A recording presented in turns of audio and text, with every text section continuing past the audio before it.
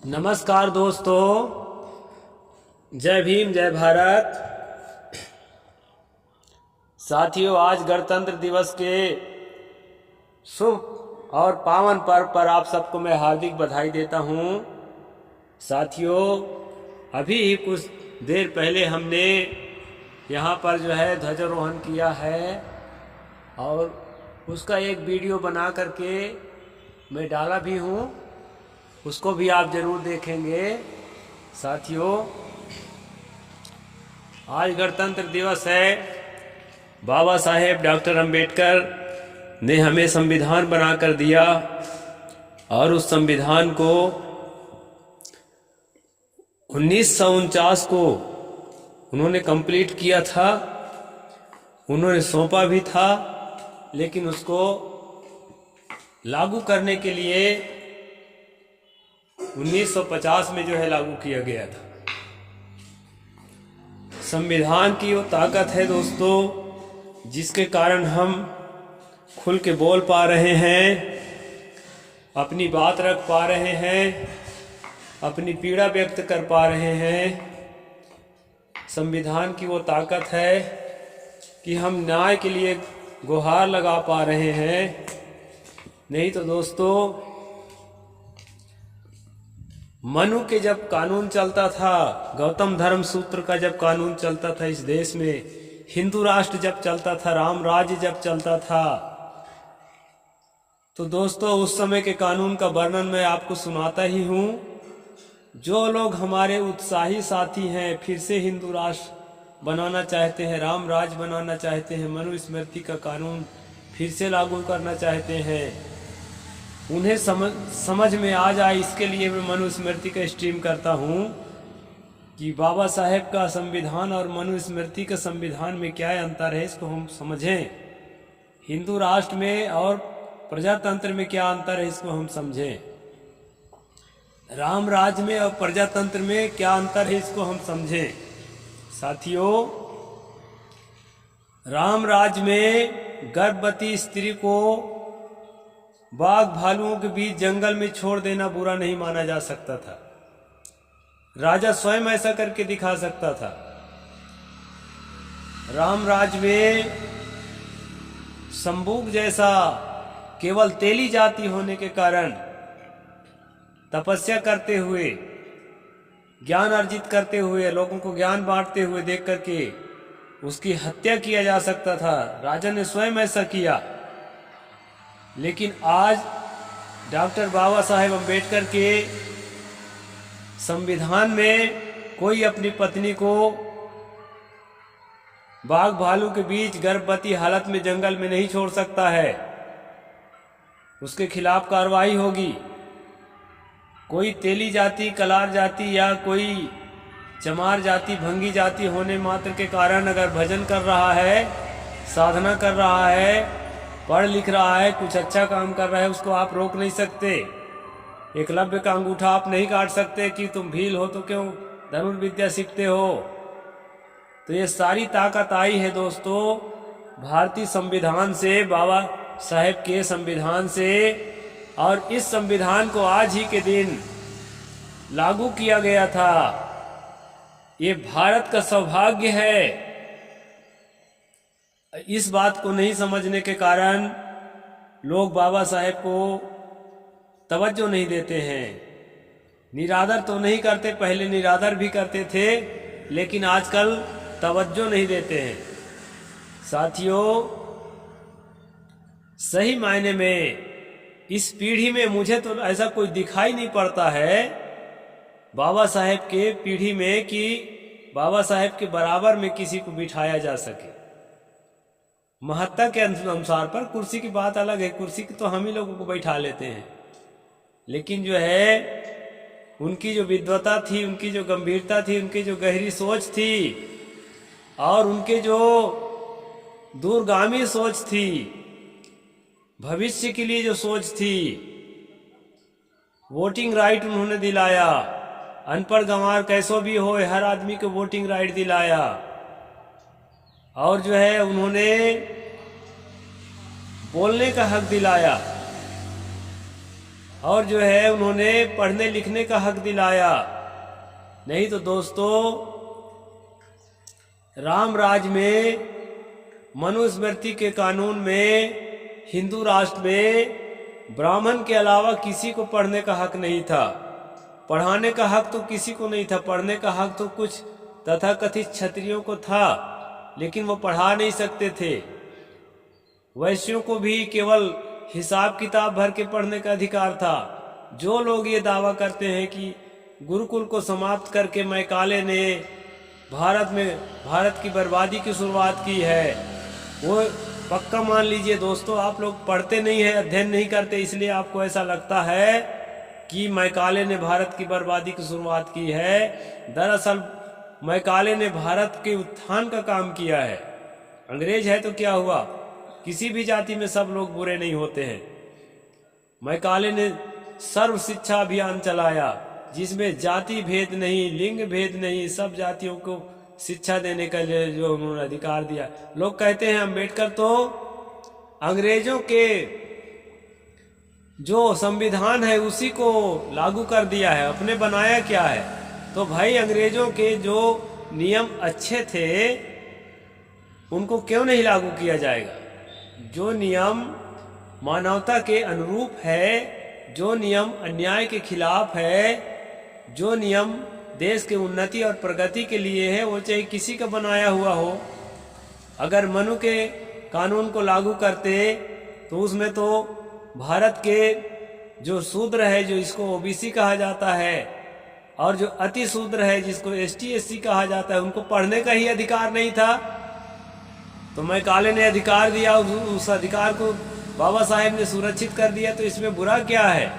आज हम लोग पढ़ लिख करके अपने को निचले तबके से काफी ऊंचे उठाए हैं। हमारे कितने लोग जो हैं बड़े बड़े अफसर बने हैं, मंत्री बने हैं, और जो है साधु संत बने हैं।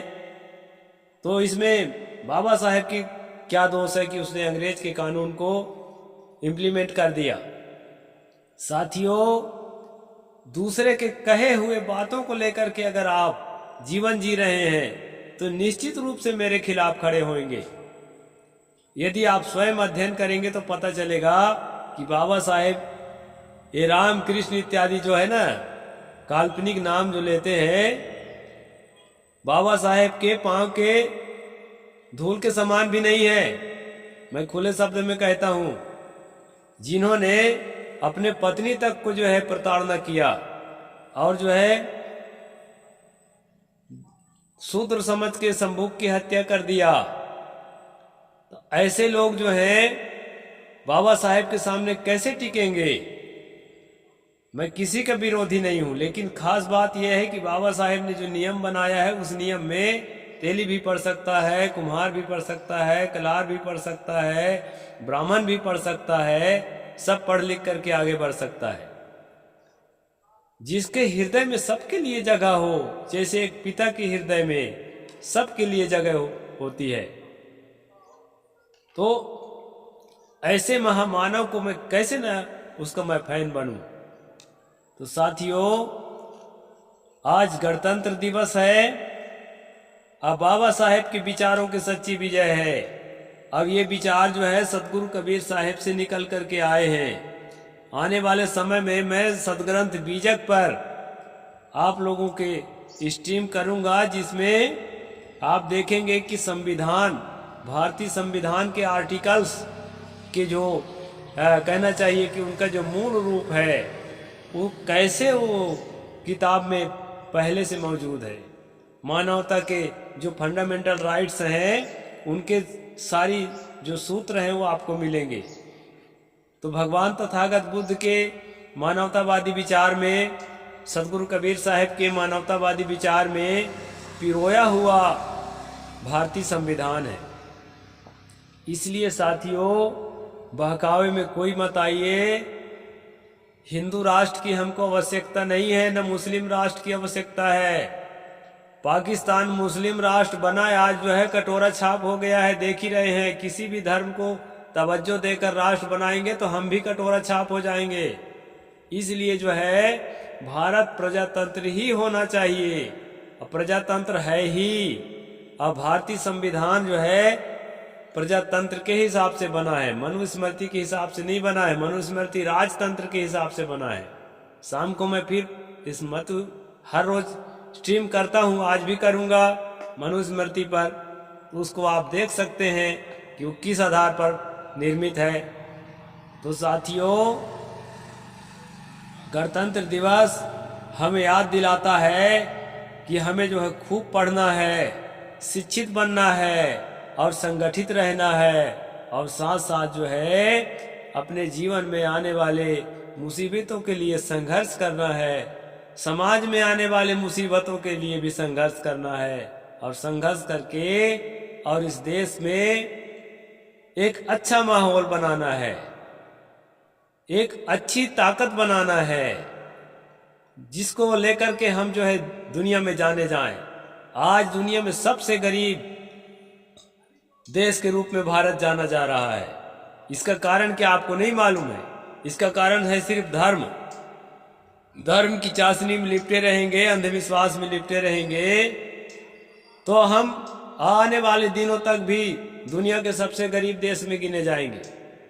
इसलिए साथियों, देश के उत्थान के लिए, अपने निजी जीवन के उत्थान के लिए, अपने परिवार और अपने क्षेत्र के उत्थान के लिए आप लोगों को आगे आना होगा। इसके लिए बाबा साहेब के संविधान को पढ़ना चाहिए, हर आदमी को पढ़ना चाहिए। मैं कोई वकील नहीं हूं, न जज नहीं हूं, मेरा क्या गरज पड़ा था भारतीय संविधान को पढ़ने का, लेकिन मैं भी भारतीय संविधान को पढ़ता हूं। सबको पढ़ना चाहिए अपने अधिकारों को, अपने कर्तव्यों को समझने के लिए। अपने कर्तव्यों को समझा तभी तो वैज्ञानिक चेतना आर्टिकल 51 में जो है वैज्ञानिक चेतना को जागृत करने की बात कही गई है। हर जागृत नागरिक का कर्तव्य है कि वो जो है अंधविश्वास से समाज को निकालने का और वैज्ञानिक चेतना को जागृत करने का, तर्कशीलता को जागृत करने का कर्तव्य दिया गया है। उस कर्तव्य का निर्वहन करने के लिए मैं यह सब काम करता हूँ। किसी को दिल दुखाने के लिए यह काम मैं नहीं करता हूँ। इसलिए साथियों, भारतीय संविधान को उसी तरह पढ़ना चाहिए जिस तरह आप अपने जिस ग्रंथ पर श्रद्धा रखते हैं उसको पढ़ते हैं, उसी तरह भारत के हर व्यक्ति को भारतीय संविधान पढ़ना चाहिए। रही बात भारतीय संविधान में कुछ त्रुटियां हो सकती है, त्रुटियां तो सब में होती है, तो उसका समय समय से अब तक 106 संशोधन हो चुके हैं। समय समय से संशोधन होता ही है। मनुस्मृति का तो कोई संशोधन नहीं होता है। इसलिए भारत जो है हमेशा डेमोक्रेटिक रहेगा, हमेशा प्रजातंत्र रहेगा, और जो है कभी भी हिंदू राष्ट्र या मनुस्मृति का संविधान या राम राज्य नहीं हो सकता। राम राज्य बनाने की जो कल्पना है वो उन लोगों ने की है जिन लोगों ने पढ़ा ही नहीं है कि राम कैसा था। जबरदस्ती थोपते हैं आंशिक बातों की, वो शाकाहारी था, वो जनता का हित करता था। और जब उसको पढ़ेंगे आप रामचरितमानस को या वाल्मीकि रामायण को, तो कहीं भी नहीं पाएंगे कि कहाँ पर उसने गरीबी हटाने का अभियान चलाया, कहाँ पर उसने अछूतपन हटाने का अभियान चलाया, कहाँ पर उसने बेरोजगारी हटाने का अभियान चलाया, कहाँ पर उसने करप्शन हटाने का अभियान चलाया, कहाँ पर उसने सड़क बनाने का काम किया। कोई काम नहीं पाएंगे। और उसका राज क्षेत्र भी अयोध्या को बताया जाता है। पूरे भारत का राजा नहीं था, छोटा सा जनपद का राजा था जो आजकल एक जिला के बराबर है। उसमें भी कोई विकास करके दिखाया, ऐसा कोई वर्णन नहीं मिलता है। इसलिए दोस्तों, वो भी आखिरी में आत्महत्या कर करके पूरे परिवार मर गए। किसी भी प्रकार का ऐसा नहीं मिलता। तो हमको ना राम राज चाहिए और ना हमको हिंदू राष्ट्र चाहिए, हमको प्रजातंत्र चाहिए और बाबा साहेब का संविधान चाहिए। और आज गणतंत्र दिवस है, इसी संविधान को जिंदा रखने के लिए, इसी प्रजातांत्रिक व्यवस्था को जिंदा रखने के लिए हम सबको संकल्प करना चाहिए। सब मिलकर संकल्प करें। जय भीम, जय भारत, जय संविधान।